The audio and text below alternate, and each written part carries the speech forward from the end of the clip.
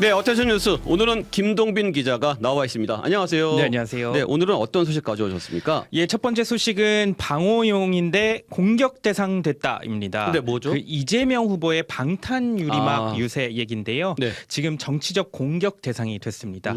김문수 대선 후보와 국민의힘이 이 후보의 방탄 유리막을 유세에 사용하는 것을 두고 과잉 경호다 이러면서 공세를 펴고 있는 건데요. 네. 김 후보는 오늘 서울 강서구 화곡동 남부골목시장 유세에서 급기야 유세 도중 점퍼를 열어 젖히면서 난 방탄조끼가 필요가 없다. 누가 총 쏠까 싶어 그런데 우리 국민이 총을 누가 갖고 있고 누가 쏘는지 대통령이 되면 어떻게 되는지 모르겠다 이렇게 하면서 이 후보를 겨냥했습니다. 네. 방탄유리 다 쳐놓고 이런 사람이 대통령이 되어서 되겠는가라고도 공격을 했습니다. 네.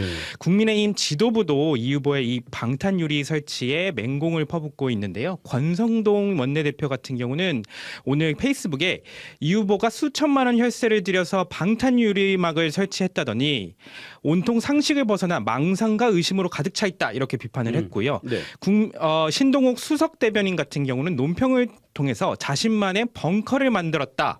대통령이 되겠다는 자가 국민이 그렇게 두려워서야 되겠나 이렇게 비판을 했습니다. 네.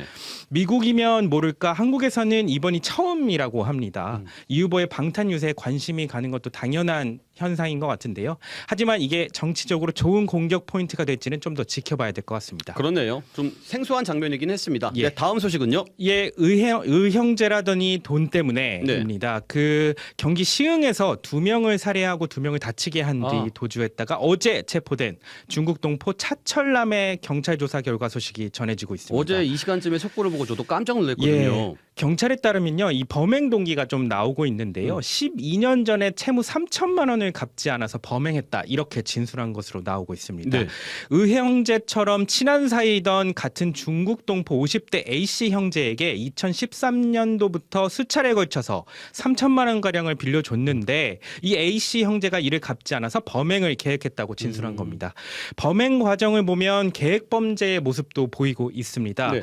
차철남은 지난 17일 오후 4시쯤 술 한잔 하자 이렇게 하면서 A씨를 자신의 거주지로 불러서 미리 준비한 둔기로 살해를 했고요. 네. 이어서 오후 5시쯤에는 이 동생 B씨를 불러서 거주지로 찾아가자 마찬가지로 둔기로 B씨를 살해한 것으로 파악이 됐습니다. 네. 이 거주지와 A씨의 형제의 거주지는 약 직선거리로 200여 미터 떨어져 있는 것으로 굉장히 가까이 살았던 것으로 조사가 됐고요. 네.